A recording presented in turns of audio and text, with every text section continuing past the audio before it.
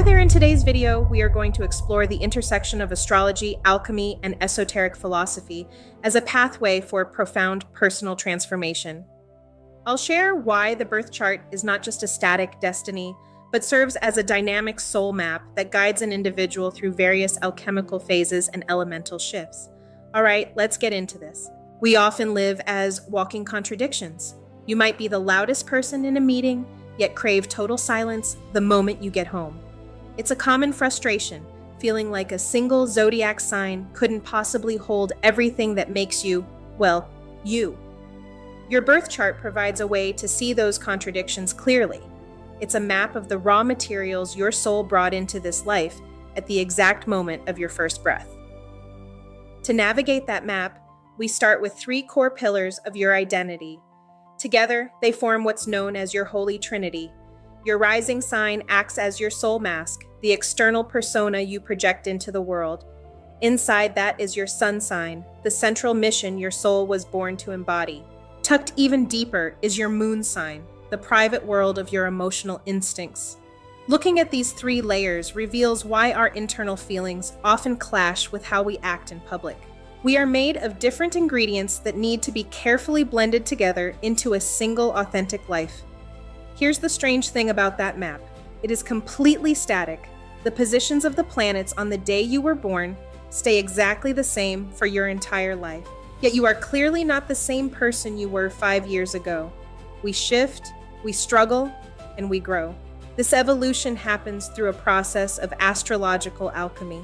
The birth chart gives us the ingredients, but the experiences of our lives act as the kitchen. Life is the fire that cooks those raw materials into something new. For centuries, alchemists worked to extract light from darkness.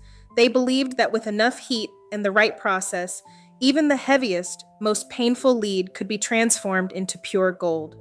Planets trigger this transformation through cycles called transits. These cycles provide the heat and pressure necessary to melt down our old ways of being. When Saturn transits your chart, it feels like a pressure cooker. Life becomes heavy, dry, and constrained by hard reality. This phase forces us to face our limitations and finally grow up. A Uranus transit is more of an evaporating process. It pulls us out of our solid lives, turning our attachments into gas so we can see things with a sudden, detached objectivity. Pluto transits act as the final fire. They consume our primitive passions and old life chapters, burning away the distortions we inherited so we can be reborn into a more conscious way of living. These intense phases aren't cosmic setbacks. They are the alchemical fires required to melt our heaviest burdens into our most valuable gifts. This perspective turns astrology into a rescue mission for your own soul. It's about finding the parts of yourself that have been buried under fear or habit and bringing them back to the light. To find what needs rescuing, we look at a specific point in your chart called Chiron.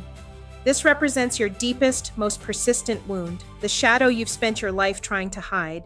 Transforming that wound requires the courage to stay in the kitchen while the fire is burning. We have to look at the pain directly instead of trying to run from it. Start by looking at your Holy Trinity. Where have you been hiding your true emotional needs, your moon, just to perform your outward persona, your rising sign instead? What does that cost you? Now, consider your Chiron placement. What is your deepest wound? And more importantly, what unique wisdom have you gained that only someone who has felt that exact pain could ever offer to others? This is how the alchemy completes itself. Your personal pain becomes the precise medicine that you give back to the world. Hiding your authentic nature or playing small doesn't help anyone. It leaves the alchemical process unfinished. When you let your own light shine, you unconsciously give everyone else permission to do the same. By liberating yourself from your own fear, your presence automatically helps liberate others. You have the map and you have the ingredients. It's time to step into the kitchen and let the alchemy begin. When we emerge from these transformations, we return to ordinary life with a deeper compassion for everyone around us. We are no longer afraid of our own depths. As Marianne Williamson famously said, "Our deepest fear isn't that we are inadequate. We are actually most afraid of our own light, the immense, unmeasured power we carry inside." Look at the things you've been hiding, the ideas you were too afraid to voice, The version of yourself you keep dimming so others won't squint. That discomfort, that's the threshold. The only thing more exhausting than hiding your light is pretending it isn't there. It's time to stop pretending. Our light doesn't blind us, it shows us the path we were meant to take all along. Don't look away. See you in the next phase.